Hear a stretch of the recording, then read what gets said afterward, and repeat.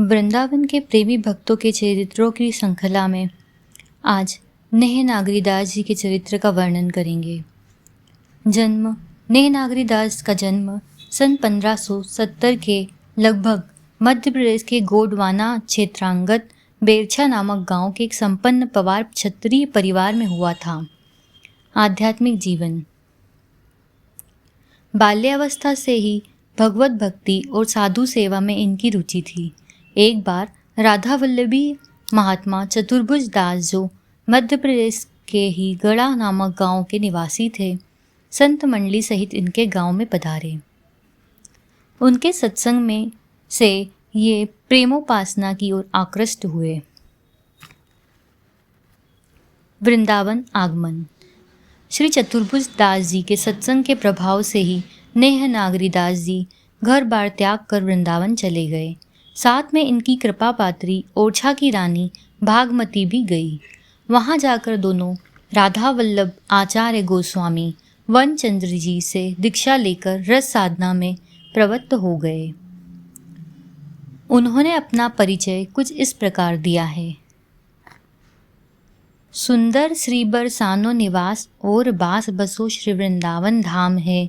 देवी हमारे श्री राधिका नागरी, गौत सौ श्री हरिवंश नाम है। देव हमारे श्री राधिका वल्लभ, रसिक अनन्य सभा विश्राम है। नाम है नागरी दासी अली वृषभानु लली की गली को गुलाम है। बरसाना आगमन। श्रीहित हरिवंश की वाणी तथा आराध्य युगल के नित्य विहार में इनकी अगाध आस्था थी।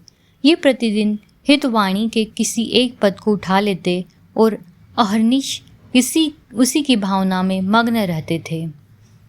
हितवाणी के आगे इनको रास लीला तथा श्रीमद् भागवत की कथा भी फीकी लगती थी, इसलिए उसमें सम्मिलित होने से प्रायः विरत रहते थे। वृंदावन के कुछ रस भक्तिहीन उपासक इनके इस व्यवहार की आलोचना करते थे। एक बार की बात है, गोस्वामी वनचंद जी के पुत्र श्री नागरवर गोस्वामी राधा वल्लभ जी मंदिर में भागवत की कथा कह रहे थे। विरोधियों ने उनसे नागरीदास की कथा में सम्मिलित न होने की शिकायत की।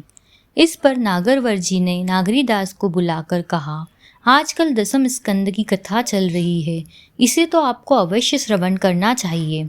गुरुपुत्र की आज्ञा शिरोधार्य कर उस दिन नागरीदास जी कथा मंडप में उपस्थित हुए। धेनुकासुर वध का प्रसंग चल रहा था।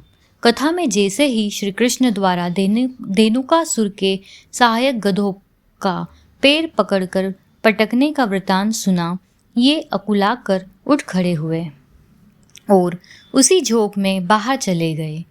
इनके इस आचरण से वहां उपस्थित सभी लोग खिन्न हो गए।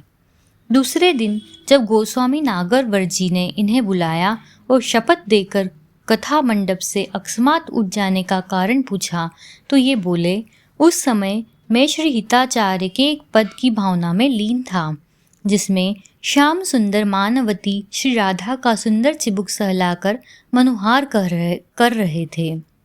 आज निकुंज मंजु में खेलत नवल किशोर नवीन किशोरी, हरिओर मुकुर विलोकी अपन पो विभ्रम विकल मान जुत भोरी, चिबुक सुचारु प्रलोई प्रबोधत पी प्रतिबिंब जनाय निहोरी, नेति नेति वचनामृत सुनि सुनि ललिता अधिक देखति दुरि चोरी, हित हरिवंश करत कर धूनन प्रणय कोप मालावली तोरी। इस बीच मेरे कानों में भगवान द्वारा धेनुकासुर के सहयोगी गधों के पैर पकड़कर पटके जाने के शब्द पड़े। मन में विचार आया कि प्रिया की सुकोमल थोड़ी सहलाने वाले नागर के हस्त कमल में गधे की टांग कैसे शोभा देगी। चिबुक सुचारु प्रलोई प्रबोधित, तिनकर गदहिनी पग क्यों शोभित। अप्रत्याशित व्यवधान से मेरी मानसी भावना खंडित हो गई और मैं उद्विग्न होकर बाहर चला गया। इस स्पष्टीकरण से नागरीदास जी की उच्च आध्यात्मिक स्थिति का संधान पाकर गोस्वामी नागरवर जी ने उन्हें हृदय से लगा लिया। इसके बावजूद निंदकों ने इनका पीछा नहीं छोड़ा, अतः खिन्न होकर ये वृंदावन छोड़कर राधा जी की लीला स्थली बरसाने चले गए। निंदकों के द्वेषपूर्ण आचरण से उत्पन्न निराशा और असहायता की यथार्थ अभिव्यक्ति इनके निम्नांकित साखी से मिलती है। जिनके बल निर्धरक होते तेई बेरी भयवान, तर्कस के सरसाप हुए फिर लागे खान।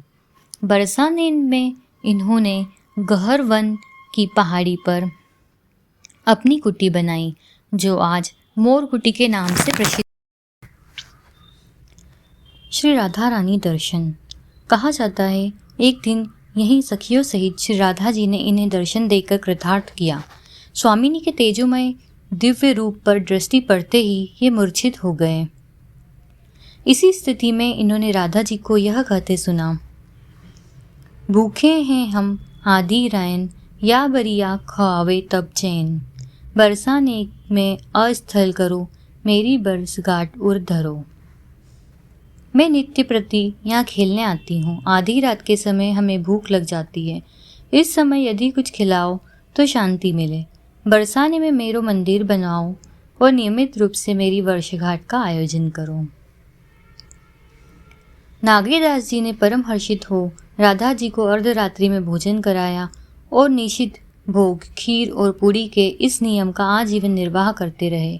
राधा जी ने उस समय दूसरी बात बरसाने में अपना मंदिर बनवाकर प्रति वर्ष जन्मोत्सव मनाने की कही थी। इसके पालनार्थ नागरीदास जी ने अपनी कृपा पात्री रानी भागमती के सहयोग से वहाँ श्री राधा मंदिर का निर्माण कराया और बड़ी धूमधाम से राधा अष्टमी पर्व मनाने की परंपरा स्थापित की, जो अब तक अविच्छिन्न रूप से चली आ रही है। ग्रंथ रचना।